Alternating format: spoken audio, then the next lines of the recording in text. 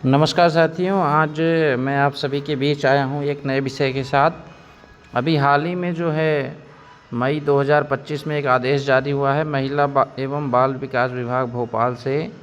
ये आदेश बहुत महत्वपूर्ण है। ये आंगनबाड़ी कार्यकर्ता एवं सहायिका के चयन एवं नियुक्ति, उनके अवकाश, उनकी सुविधाएं एवं सेवा संबंधी जो नियम निर्देश हैं उसका आदेश जारी किया गया है। आदेश ये लगभग ये माने आपकी 31 पेज का है, इसलिए इसके समस्त बिंदुओं के बारे में मैं आपको जो है समस्त महत्वपूर्ण बिंदुओं के बारे में आपको जानकारी दूंगा। इसलिए कृपया वीडियो से अंत तक बने रहें, वीडियो को देखना बंद मत करें, क्योंकि समस्त जो है महत्वपूर्ण जानकारियाँ आपसे इस आदेश में क्या क्या बताई गई हैं उसके बारे में हम चर्चा करेंगे, जानेंगे, समझेंगे और ये आपके लिए बहुत कारगर रहेगी आने वाले समय में, है ना। अपने साथियों को भी इस वीडियो को शेयर कर दें और अगर चैनल से जुड़े ना हों तो चैनल को एक बार सब्सक्राइब ज़रूर करें, ताकि इसी तरह की महत्वपूर्ण जानकारियाँ आपको आगे भी मिलती रहें।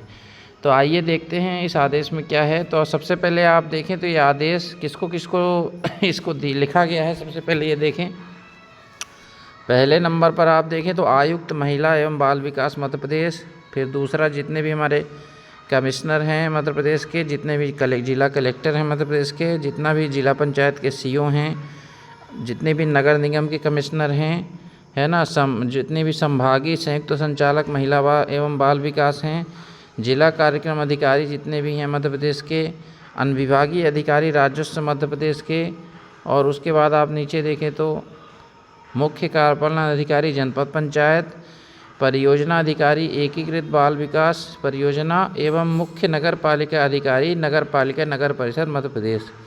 मतलब एक तरह से देखा जाए तो ब्लॉक लेवल से लेके संभाग स्तर के जितने भी अधिकारी मुख्य होते हैं उनको ये पत्र उनके नाम से संबोधन किया गया है। संदर्भ भी इसमें 2007 से लेकर 2023 का अलग अलग पत्रों का दिया गया है ना। आइए देखते हैं। ये पत्र जो है चूँकि आंगनबाड़ी कार्यकर्ता और सहायकों के चयन एवं नियुक्ति निर्देश मध्य प्रदेश शासन महिला बाल विकास द्वारा जारी किए गए थे। सबसे पहले ये निर्देश 2007 में आए थे, यहाँ पे आप देख सकते हैं। उसके बाद आप देखें समय समय पर इसमें संबंधित संशोधन आंगनबाड़ी कार्यकर्ताओं एवं सहायकों को प्रदत्त सुविधाओं के संबंध में निर्देश जारी किए गए हैं। इस विषय में जारी निर्देशों को अधिक्रमित करते हुए समग्र रूप से आंगनबाड़ी कार्यकर्ता एवं आंगनबाड़ी सहायिकाओं की नियुक्ति, अवकाश, सुविधाएं आदि से संबंधित निर्देश जारी किए जा रहे हैं ना। तो अब ये जो निर्देश मैं आपको बता रहा हूँ वर्तमान में यही निर्देश लागू होंगे। पूर्व निर्देशों की जगह को अधिक्रमित करते हुए ये निर्देश मई 2025 में अभी हाल ही में जारी किए गए हैं, है ना। तो कृपया वीडियो से बने रहें अंत तक और बहुत ध्यान से सारी चीज़ों को देखें, सुनें, और आपके मन में कोई सवाल आए तो कमेंट बॉक्स में कमेंट करके ज़रूर पूछें। अब यहाँ पे आप देखें, भारत सरकार के निर्देश एवं मापदंड अनुसार मध्य प्रदेश में आंगनबाड़ी केंद्रों का संचालन किया जाता है। आंगनबाड़ी केंद्रों में एक आंगनबाड़ी कार्यकर्ता एवं एक आंगनबाड़ी सहायिका के पद का प्रावधान है। ये दोनों पद मानसेवी पद हैं जिन्हें समय समय पर प्रचलित मानदेय अनुसार मानदेय भुगतान किए जाने का प्रावधान है, ठीक है। अब इसके बाद आप देखिए आंगनबाड़ी कार्यकर्ता एवं सहायिका ए मानसेवी पद, है ना।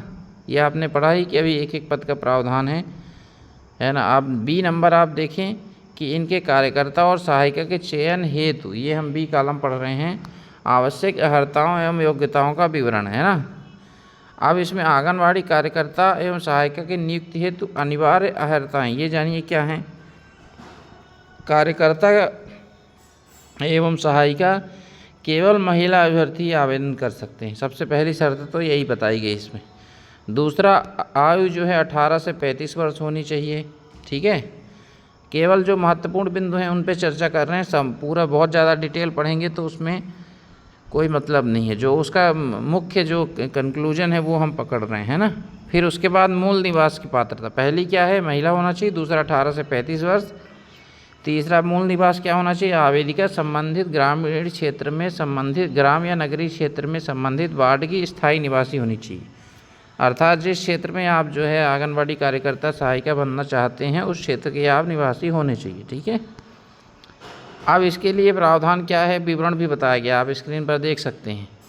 ग्राम नगरीय क्षेत्र के वार्ड में स्थायी निवासी के प्रमाण पत्र के लिए राशन कार्ड या इससे संबंधित डॉक्यूमेंट वगैरह या मतदाता सूची वगैरह ये सब होना चाहिए, ठीक है।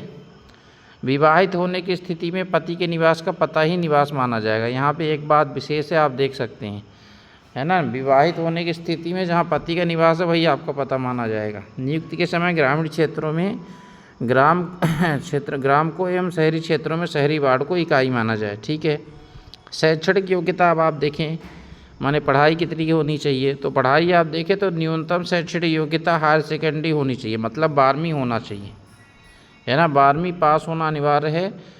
और उच्च शैक्षणिक योग्यता स्नातक उत्तीर्ण मान्य की जाएगी, है ना। मतलब आपके पास अगर ग्रेजुएशन भी है तो कोई दिक्कत नहीं है, लेकिन आपके पास 12वीं तो होना चाहिए, है ना। उसके बाद डॉक्यूमेंट वगैरह आपको जो लगाने हैं वो तो अलग विषय है। आंगनवाड़ी कार्यकर्ता एवं सहायिका के पद के अभ्यर्थी को शासकीय कर्मचारी, अधिकारियों या जनप्रतिनिधि होने के संबंध में, तो यहाँ पे आप देखें तो शासकीय कर्मचारी, अधिकारी या पंचायती राज संस्थाओं या नगरीय निकाय के निर्वाचित अथवा मनोनीत सदस्य द्वारा आवेदन किया जाता है एवं आंगनवाड़ी कार्यकर्ता सहायिका के पद पर चयन होता है। तो नवीन चयनित पद पर उपस्थित होने के पूर्व से त्याग पत्र देना होगा, है ना। अब कोई व्यक्ति जो है, मुश्किल ही है कि अगर कोई सरकारी अधिकारी है तो इसमें आके त्याग पत्र देगा, है ना। लेकिन फिर भी एक प्रावधान बताया गया है कि अगर ऐसी कोई स्थिति बनती है तो उसमें पूर्व के पद से त्याग पत्र देना होगा। ठीक है, थोड़ा अपन इसको छोड़ देते हैं और त्याग पत्र संबंधित देख लेते हैं। आंगनवाड़ी कार्यकर्ता या आंगनवाड़ी सहायिका के द्वारा पद से त्याग पत्र देने पर बाल विकास परियोजना अधिकारी द्वारा त्याग पत्र स्वीकृत किया जाएगा। अर्थात यहाँ पे त्याग पत्र स्वीकृत कौन करेगा? परियोजना अधिकारी। ठीक है। आगे देखते हैं। आंगनवाड़ी कार्यकर्ताओं की नियुक्ति हेतु अंक निर्धारण मापदंड, योग्यता सूची। अब इसका चयन कैसे होगा? योग्यता सूची तैयार करने हैं तो अधिकतम 100 अंक निर्धारित किए गए हैं, अर्थात 100 अंक की सूची होगी जिसमें अलग अलग अंक का विवरण भी देख लेते हैं। अनुसूचित जाति जनजाति की महिला अभ्यर्थी के 5 अंक हैं, यहाँ पे बताए गए हैं। गरीबी रेखा से जीवन यापन कर नीचे जो गरीबी रेखा से नीचे जीवन यापन करने वाले परिवार की महिला अभ्यर्थी 5 अंक है। विधवा है, तलाकशुदा है या 30 वर्ष से अधिक आयु की अविवाहित महिला है तो उसको भी 5 अंक है। और उसके अलावा आप नीचे देखें तो आंगनवाड़ी केंद्रों की सहायिका, पूर्व में मिनी आंगनवाड़ी कार्यकर्ता, आशा कार्यकर्ता, है ना, जिनको 5 साल का अनुभव है उनको 10 अंक का प्रावधान है। उक्त लाभ केवल उन्हीं आवेदकों को दिया जाएगा जिनके किसी शिकायत के आधार पर हटाया न गया हो, है ना। अगर 5 साल का अनुभव है तो इसके लिए 10 अंक का प्रावधान है। थोड़ा सा यहाँ पे आप वीडियो से बने रहिएगा, है ना। उसके आगे अपन देखते हैं शैक्षणिक योग्यता में हायर सेकेंडरी कक्षा में प्राप्त 40% तथा 25 अंक एवं 40% अंक से अधिक अंकों पर प्रत्येक 2% पर 1 अंक मिलेंगे। अर्थात इसका भी मतलब मैं आपको समझा देता हूँ कि अगर मान लीजिए कि आपके हायर सेकेंडरी परीक्षा में 60% हैं, है ना, 60% में तो आपको 40% तक 25 अंक, तो आपके 25 अंक मिल जाएंगे 40% तक। उसके बाद आपके जो 20% अंक बचेंगे, क्योंकि 40 और 20 60 होता है, तो जो 20% अंक बचेंगे तो प्रत्येक 2% पर 1 अंक मिलेगा, माने 20% पर 10 अंक मिलेगा। अर्थात टोटल अंक कितने हो जाएंगे? 25 10 35। ठीक है। अगर इस संबंध में आपको कोई जानकारी चाहिए हो तो कमेंट बॉक्स में कमेंट करके आप क्लियर कर सकते हैं और पूछ सकते हैं। अगर आपने ग्रेजुएशन किया है या स्नातक से उच्च योग्यता है तो आपको 10 अंक का और बोनस मिलेगा, है ना। यहाँ पे लिखा है शैक्षणिक योग्यता, उच्च शैक्षणिक योग्यता होने पर। ठीक है। उसके बाद बोनस अंक आप देखें तो आंगनबाड़ी कार्यकर्ता, पूर्व की मिनी आंगनबाड़ी कार्यकर्ता, आंगनबाड़ी सहायिका की सेवा काल के दौरान आकस्मिक मृत्यु होने पर मृतक कार्यकर्ता या सहायिका की बेटी यदि योग्यता रखती है तो 10 अंक उनको भी मिलेगा, है ना, अगर किसी कारण से ऐसी स्थिति बनती है तो। इस तरह से टोटल अंक कितने बताए गए? 100 अंक की मेरिट बनेगी। अब ये जिसका नंबर सबसे ज़्यादा आएगा उसका सिलेक्शन हो जाएगा। अतिरिक्त अंक की पात्रता, अतिरिक्त अंक की पात्रता हेतु आंगनवाड़ी कार्यकर्ता अथवा पूर्व की मिनी आंगनवाड़ी कार्यकर्ता, आंगनवाड़ी सहायिका का मृत्यु प्रमाण पत्र एवं आंगनवाड़ी कार्यकर्ता की सेवा काल के दौरान मृत्यु होने संबंधित परियोजना अधिकारी द्वारा जारी प्रमाण पत्र प्रस्तुत करना अनिवार्य है। ठीक है। अब ये सहायिका के लिए भी हम देख लेते हैं योग्यता सूची, मेरिट लिस्ट कितने अंकों की बनती है और इसमें क्या क्या, इसमें कितने अंकों के नियम, कितने अंकों के इसमें विवरण बताए गए हैं। सबसे पहले तो आप देखें तो अनुसूचित जाति जनजाति की महिला होने पर 5 अंक, अगर गरीबी रेखा से नीचे है तो 5 अंक, विधवा और तलाकशुदा और ये सब इससे संबंधित हैं तो 5 अंक। उसके बाद आप देखें तो हायर सेकेंडरी में वही सेम फार्मूला है। यहाँ पे थोड़ा सा चेंज है कि अगर आपका 40% है तो 35 अंक मिलेगा, और 40 से अधिक है तो प्रत्येक 2% पर 1 अंक मिलेगा, है ना। और उसमें अपन पिछले वाले में देखे थे 40% के 25 अंक बताए गए थे। अगर आपकी उच्च शैक्षणिक योग्यता है तो 10 अंक। बोनस अंक अगर जो है मतलब जो वर्तमान कार्यकर्ता की मृत्यु होने पर उसकी बेटी अगर एलिजिबल है और आवेदन कर रही तो उसको 10 अंक का बोनस दिया जाएगा। इस तरह से टोटल 100 अंक इसके भी यहाँ पे बस बताए गए हैं चयन के लिए। उसके बाद आप आगे देखें, इस संबंध में आपको कोई कन्फ्यूजन हो तो कमेंट बॉक्स में कमेंट करके आप पूछ सकते हैं ना। अब विशेष ध्यान देने वाली बात क्या है, अनुसूचित जाति जनजाति के आवेदकों को अंकों के लाभ सक्षम अधिकारी अर्थात अनुभाग अधिकारी से अन्य स्तर के अधिकारी द्वारा जारी जाति प्रमाण पत्र प्रस्तुत करने पर दिए जाएंगे। जाति प्रमाण पत्र तो सभी दूर अनिवार्य है, सभी को मालूम है, जिसके पास नहीं होगा बनवा लेना। बीपीएल कार्ड के अंक तभी मिलेंगे जब बीपीएल सूची में नाम होगा, प्रॉपर तरीके से सारे डॉक्यूमेंटेशन होंगे। विधवा अथवा पति का मृत्यु प्रमाण पत्र जो सक्षम अधिकारी द्वारा जारी किया होता है उसके अंक मिलेंगे, ठीक है। संबंधित शासकीय संस्था निकाय के सक्षम अधिकारी द्वारा जारी अनुभव प्रमाण पत्र होगा तभी मान्य किया जाएगा, ठीक है। शैक्षणिक योग्यता संबंधी अंक सूची जारी करने वाली संस्था की मान्यता की पुष्टि, मतलब जहाँ से भी आपने 12वीं पास किया है या ग्रेजुएशन किया है वो संस्था मान्यता प्राप्त संस्था होनी चाहिए। अगर सरकारी संस्था है तो फिर तो कोई बात ही नहीं। उच्च शैक्षणिक योग्यता के लिए भी जो है स्नातक के लिए 10 अंक दिए जाएंगे, और अगर आपके पास स्नातक के अलावा पोस्ट ग्रेजुएट है तो आपको अलग अलग अंक नहीं मिलेंगे, केवल एक आपको 10 अंक ही मिलेंगे। ऐसा नहीं है कि आपने यूजी में के भी 10 मिल गए और पीजी के भी 10 मिल गए। उसके बाद आप देखें तो यहाँ पे अगला स्टेप देखते हैं। तो यदि किसी ग्राम नगरी वार्ड में एक पद रिक्त है तो चयन समिति द्वारा आंगनवाड़ी केंद्रवार योग्यता सूची तैयार की जाएगी। यह सूची जो है उस आंगनवाड़ी केंद्र पर नियुक्ति के लिए जारी अंतिम सूची के दिनांक से 1 वर्ष तक वैध रहेगी, है ना। इसकी वैलिडिटी 1 साल। इस अवधि में यदि आंगनवाड़ी कार्यकर्ता सहायिका का पद रिक्त होता है तो मेरिट सूची में ही मेरिट क्रम में जो पात्र उम्मीदवार है उसको नियुक्ति दे दी जाएगी, ठीक है। और 2 या 2 से अधिक आवेदकों की मेरिट सूची में समान अंक है तो अधिक आयु की महिला का चयन होगा, है ना। यदि किसी ग्राम नगरी वार्ड में 1 से अधिक आंगनवाड़ी केंद्र है, वहाँ 1 वर्ष के अंदर किसी भी केंद्र में पद रिक्त होता है तो पूर्व से जारी मेरिट सूची से ही पद पूर्ति की कार्रवाई की जाएगी। इसके बाद आप देखें तो जो संक्षिप्त जानकारियाँ उनको छोड़ देते हैं, है ना। चयन एवं नियुक्ति की प्रक्रिया। वर्ष में 2 बार आंगनबाड़ी कार्यकर्ता एवं आंगनबाड़ी सहायकों की पद पूर्ति हेतु तो नियुक्ति की कार्रवाई की जाएगी 1 जनवरी और 30 जून तक, है ना। 1 जनवरी से 30 जून तक रिक्त होने वाले पदों की पूर्ति की कार्रवाई पूर्व वर्ष के माह अक्टूबर से प्रारंभ की जाएगी तथा 1 जुलाई से 31 दिसंबर तक रिक्त होने वाले पदों की कार्रवाई वर्ष के अप्रैल माह से प्रारंभ की जाएगी। नियुक्ति निर्देश जारी होने के उपरांत प्रथम बार समस्त रिक्त पदों की पूर्ति की कार्रवाई की जाएगी, ठीक है। उसके बाद आप देखें, थोड़ा मैं जो महत्वपूर्ण जानकारी उन्हीं को देख रहा हूँ। विकास खंड, यहाँ पे ये चीज़ महत्वपूर्ण है थोड़ा। जो विकास खंड स्तरीय चयन समिति है उसमें जो अनुविभागीय अधिकारी होते हैं वो अध्यक्ष होंगे, परियोजना अधिकारी उसका सचिव होगा, और ग्रामीण एवं आदिवासी परियोजना के लिए मुख्य कार्यपालन अधिकारी जनपद पंचायत तथा शहरी परियोजना के लिए नगरीय निकाय के प्रमुख प्रशासकीय अधिकारी उसके जो है सदस्य होंगे। उसके बाद चौथे नंबर पर ग्रामीण एवं आदिवासी परियोजना के लिए जनपद पंचायत की स्वास्थ्य एवं महिला बाल विकास समिति की सभापति और नगरीय निकाय के लिए एक नामांकित महिला पार्षद सदस्य होंगे इसके, ठीक है।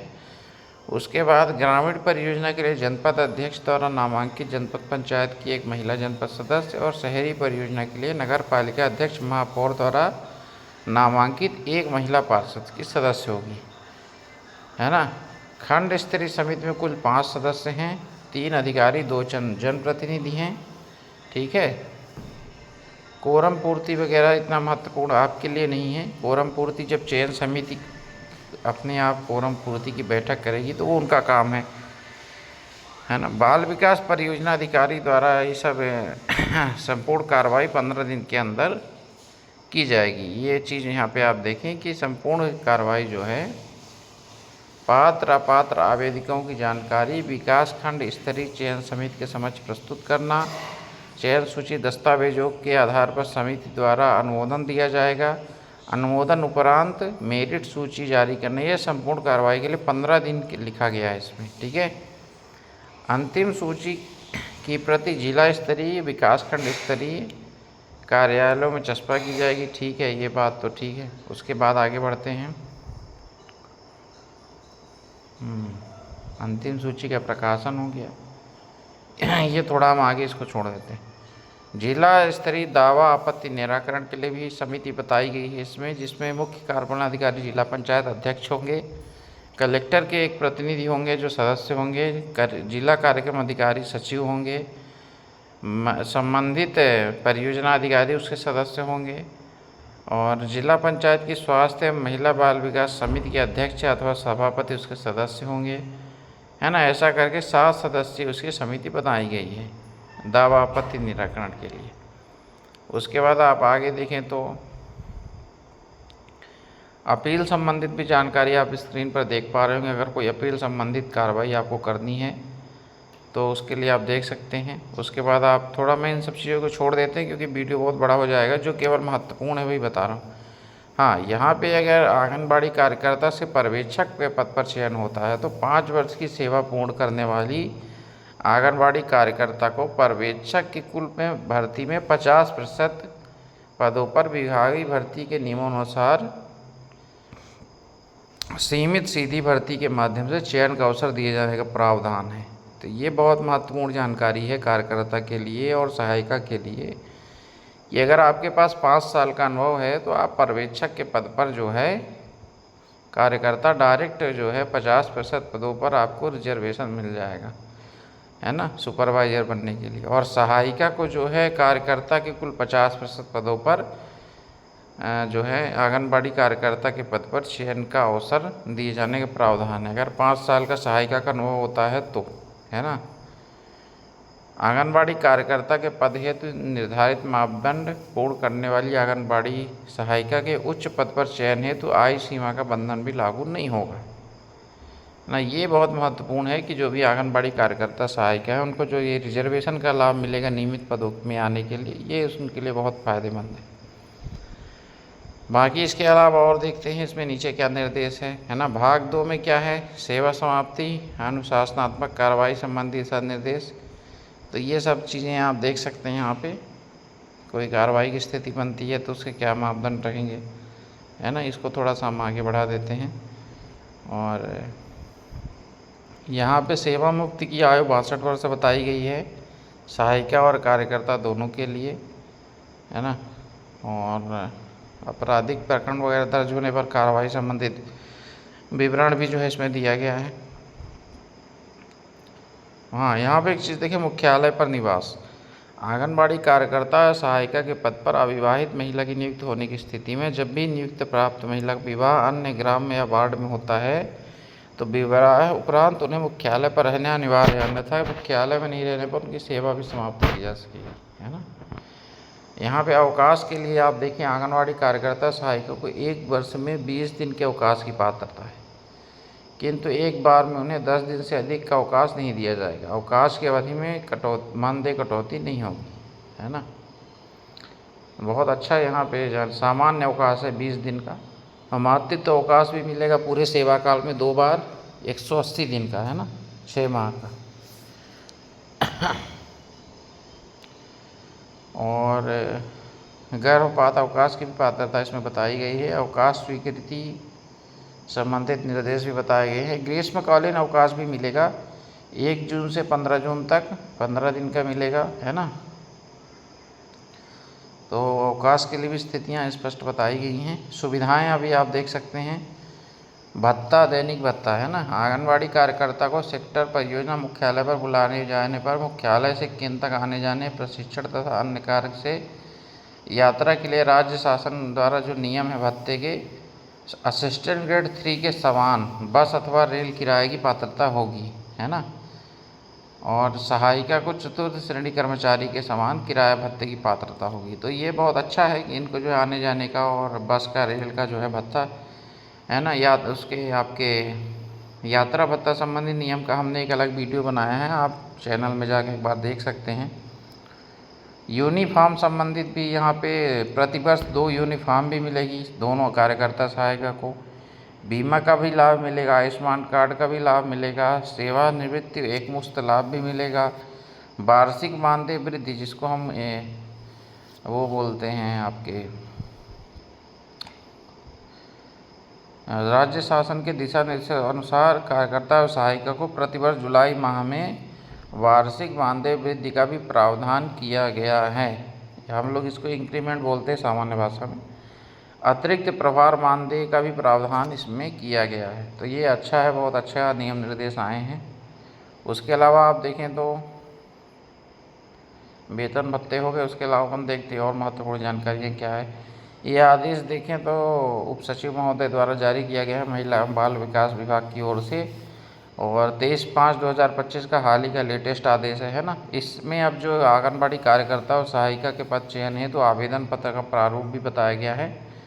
तो ये आप देख सकते हैं स्क्रीन पर। वीडियो को अगर वीडियो अच्छा लगा हो तो कृपया अपने साथियों को ज़रूर शेयर करें और चैनल को एक बार सब्सक्राइब करना ना भूलें, ताकि आने वाले समय में जो भी महत्वपूर्ण वीडियो रहे उसकी सूचना आप सभी को मिलती रहे। वीडियो देखने के लिए आप सभी का बहुत बहुत धन्यवाद। नमस्कार। यदि आपके मन में कोई सवाल हो तो कृपया कमेंट बॉक्स में कमेंट करके ज़रूर पूछें। इस संबंध में हम आपको जो है जो भी आपके सवाल होंगे 100% उसका जो है इसी नियम निर्देशों के अनुरूप हम जो भी होगा आपको जानकारी फिर से प्रदान कर देंगे। सभी साथियों को बहुत बहुत धन्यवाद। नमस्कार।